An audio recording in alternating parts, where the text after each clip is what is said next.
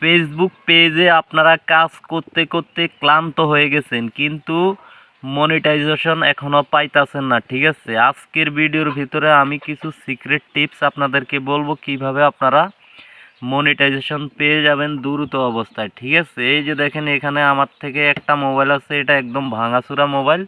এটা দিয়ে আমি প্রথমে ফেসবুক পেজে কাজ করছি, করার পরে আমাকে কিন্তু এই যে চ্যানেলে মনিটাইজ অপশনটা চালু করে দিয়েছে 2 দিন আগে। ঠিক আছে, আমি এখন এটাতে সেট আপও করছি অলরেডি। এই দেখেন 4 সেন্ট কিন্তু জমা হয়েছে। তো কিভাবে আপনাদের পেজে দ্রুত মনিটাইজেশন নিয়ে আসবেন আজকের ভিডিওর ভিতরে আমি এমন একটা তথ্য আপনাদেরকে দিব।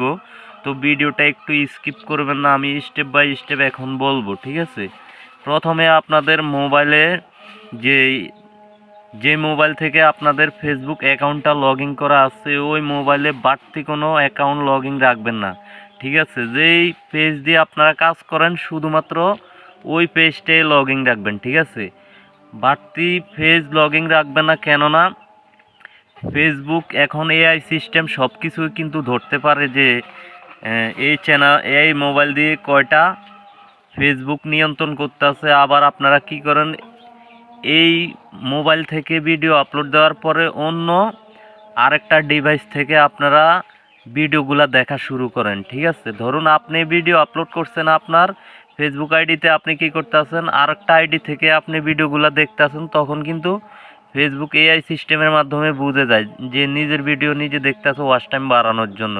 ঠিক আছে, আর একটা পেজের ভিতরে একটাই নাম্বার দিয়ে ভেরিফাই করে রাখবেন, কেননা আপনি যদি একটা নাম্বার দিয়ে একাধিক ফেসবুক ভেরিফাই করে রাখেন, এখন ফেসবুক যে এখান থেকে নিয়ন্ত্রণ করতেছে, ফেসবুক কিন্তু এই আইডিটার মা বাপকে বুঝবো না। ঠিক আছে, কিভাবে বুঝবো না, কারণ আপনি একটা নাম্বার দিয়ে আপনি বিভিন্ন ধরনের আইডি ভেরিফাই করে রাখছেন। তা অতএব আপনি কি করবেন, একটা ফেসবুক অ্যাকাউন্ট অনলি একটা নাম্বার দিয়ে ভেরিফাই করবেন, আর এই মোবাইলে অন্য কোনো অ্যাকাউন্ট লগ ইন দিবেন না।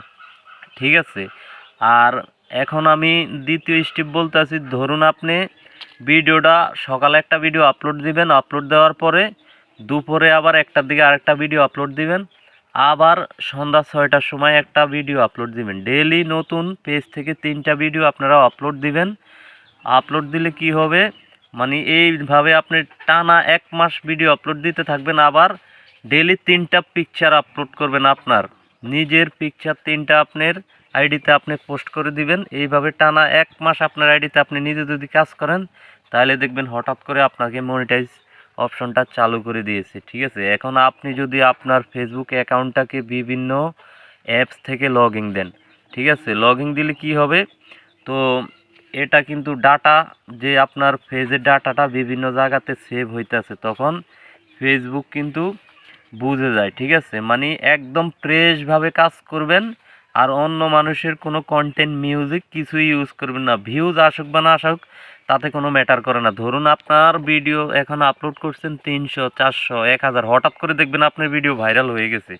ঠিক আছে, ভিউজ নিয়েও টেনশন করতে হবে না, কারণ হচ্ছে ভিউজ অনেকের মাত্র ফলোয়ার 2 থেকে 250। ঠিক আছে, ওনাদেরকেও কিন্তু কন্টেন্ট মনিটাইজেশন দিয়ে দিতে আছে, আবার 2 লাখ ফলোয়ার আছে কিন্তু মনিটাইজ দেয় না।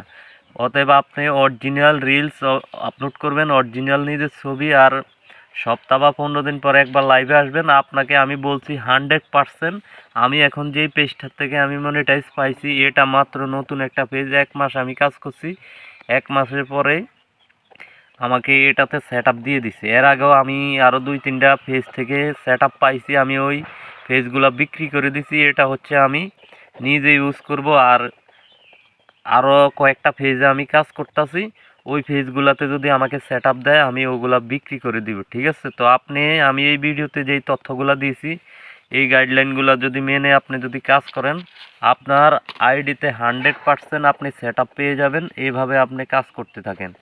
ভিডিও ভালো লাগলে চ্যানেলটা সাবস্ক্রাইব করে দিবেন। আসসালামু আলাইকুম।